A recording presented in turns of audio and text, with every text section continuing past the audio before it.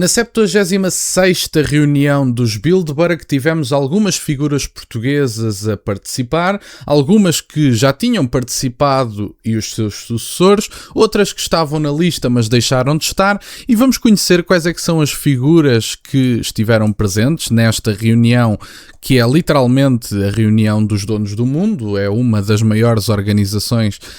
do ponto de vista deste poder não político, que tem um imenso poder. Podemos lhe chamar não político porque não tem participação política formal, mas tem muito mais poder do que a maior parte dos fantoches que estão em governos nacionais ou até mesmo, diga-se de passagem, na própria Comissão Europeia. Vamos ver esta notícia e fazer uns comentários. Ora, como eu dizia, Bilderberg, Durão Barroso e Guta entram num bar. Quem é que são estas figuras? O Durão Barroso é conhecido de todos vós, já não é a primeira vez que o faz, mas temos aqui outros nomes que eu acho que é importante de deixar uma ressalva. Afinal, é a 72ª reunião. Eu disse sexta, é segunda, peço desculpa. Já depois de ter abandonado o perímetro de segurança que durante 4 dias isolou os participantes no Hotel Salamander em Washington, 2 dos nomes portugueses prolongaram a noite num registro mais discreto e por isso mesmo revelador da natureza informal que também caracteriza estes encontros. José Manuel Durão Barroso, ex-primeiro-ministro português e antigo presidente da Comissão Europeia,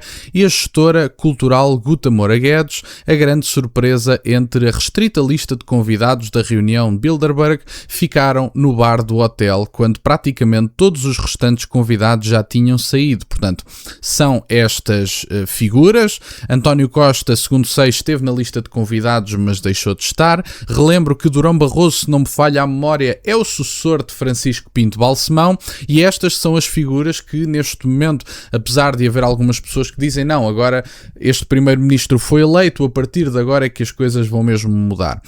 As elites liberais, que são compostas por várias pessoas e por várias organizações, muitas delas que nós não conhecemos,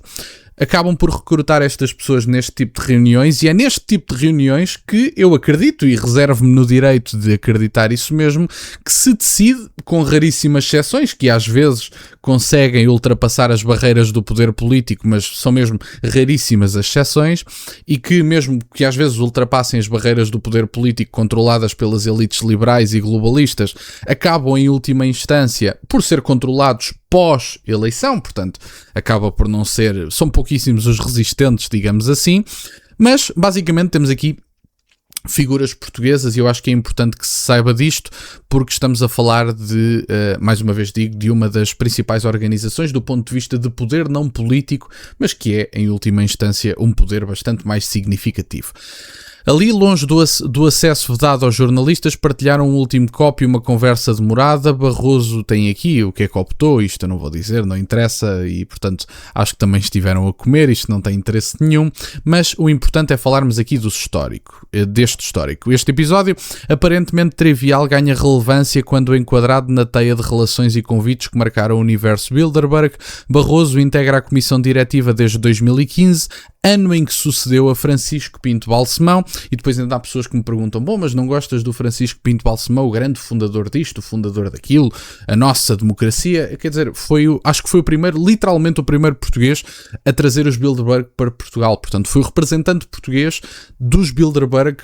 em Portugal, digamos assim, foi o primeiro a ser recrutado, segundo sei, e Barroso substitui basicamente Francisco Pinto Balsemão, assumindo desde então um papel ativo na seleção de participantes, incluindo a possibilidade de convidar nomes da sua esfera de influência. E foi nesse contexto que em 2017 convidou António Mexia, companheiro de longa data de Guta, reunião então realizada nos Estados Unidos da América. Contudo, nesse ano, Mexia acabaria por não marcar presença, o seu nome constava na lista oficial de convidados, mas uma investigação relacionada com a EDP impediu a sua deslocação, assim é que é, à última da hora. E, portanto, curiosamente, neste mesmo ano, outro convidado inscrito na lista também não chegou a participar, por motivos bem distintos. J.D. Vance, vice-presidente dos Estados Unidos da América, cancelou a sua presença por ter sido pai do seu primeiro filho, nascido nos primeiros dias de junho de 2017, um detalhe que à distância de quase uma década ganha um peso simbólico adicional, tendo em conta o percurso político, entretanto, percorrido. E, portanto, isto é relevante de dizer até para não haver grandes ilusões em relação ao poder político, e eu, apesar de lutar diariamente pela possibilidade de uma direita nacionalista ter poder político e ter autonomia de decisão, voltar a ter soberania, todas as coisas que eu defendo e que são conhecidas publicamente nos mais de 1500 vídeos publicados entre este canal e o segundo, mas em última instância não tenho particular ilusão sobre o poder político, porque sei perfeitamente que o poder político em determinados países não é o poder mais importante, e em determinados países e na grande maioria, a maior parte das vezes, só se o país for insignificante que chegue para não ter este tipo de influência é que há alguma possibilidade de tomada de decisão soberana e independente, e de o poder político ser verdadeiramente poder. 9 anos depois, o círculo fecha-se de forma quase irónica. Se em 2017 o convite de Barroso a Mexia acabou por não se concretizar, em 2026 é Guta Moura Guedes, a sua companheira, que surge efetivamente em Washington, integrada no mesmo universo de relações que então ficou suspenso. A presença ganha particular significado por não corresponder a um perfil político ou económico clássico do núcleo duro de Bilderberg, reforçando a ideia de que os convites podem refletir não apenas posições institucionais, mas também redes pessoais e de influência, e até redes dos mídias, se é que me faço entender que é conhecido por todos vós. E portanto, esta é basicamente a reportagem do Página 1, tem aqui vários dados interessantes. No fim desta reportagem, que vou deixar o link na descrição, vão ter aqui outras hiperligações. Bilderberg serve para facilitar ações, assume a ex-comissária europeia, portanto,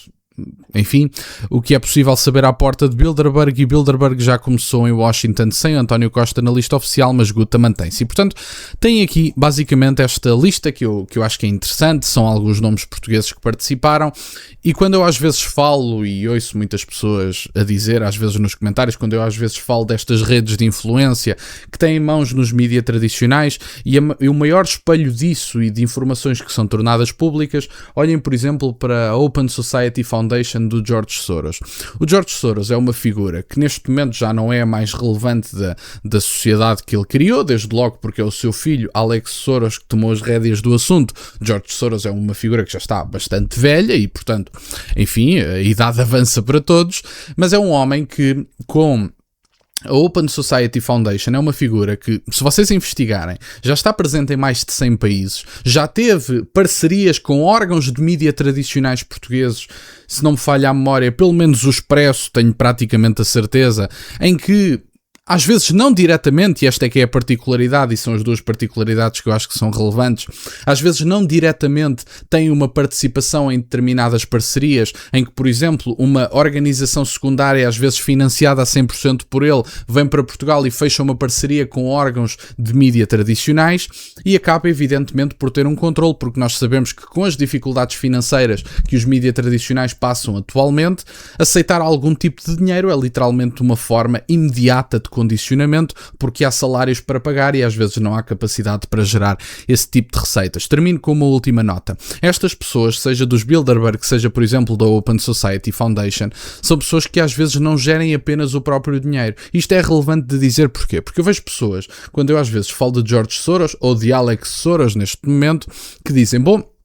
mas ele não está sequer no top 10 ou no top 5 das pessoas mais ricas do mundo. Estas pessoas não compreendem que muito do dinheiro gerido por George Soros e agora por Alex Soros não é dinheiro que esteja obrigatoriamente refletido no seu património. Explico porquê. Às vezes programas governamentais, que muitas destas ONGs vivem literalmente disso, nós sabemos disso em Portugal, sabemos disso nos Estados Unidos, sabemos disso em todo o lado, a nível ocidental, são pessoas que vivem basicamente, e ONGs que vivem basicamente de programas governamentais, e que por isso é dinheiro que entra para a Open Society Foundation, por exemplo, é gerido e distribuído nestas parcerias e que não está, evidentemente, apesar de ser gerido pela Open Society Foundation, não está refletido diretamente no seu património. E isto é importante que as pessoas percebam, porque para se perceber verdadeiramente a influência do ponto de vista económico, mas não só, temos que olhar para a quantidade de parcerias que a Open Society Foundation fechou, e relembro mais uma vez que estão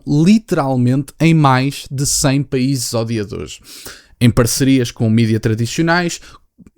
basicamente subornar políticos e outro tipo de atuações, fomentar guerras civis através do financiamento de pequenos grupos no Médio Oriente, por exemplo. E, portanto, é importante perceber que esta rede de influências não se fecha única e exclusivamente nos mídias tradicionais ou nos políticos, muito menos está espelhada obrigatoriamente no património que é conhecido destas figuras. E, portanto, era isto no fundo que eu tinha para partilhar no dia de hoje. Fico-vos muito grato que estejam desse lado, deixem só o gosto neste vídeo e subscrevam o canal. Tem as minhas redes sociais, o MBO na descrição, por acaso de quererem fazer alguma doação. E nunca se esqueçam, meus caros, questionem tudo. Até à próxima.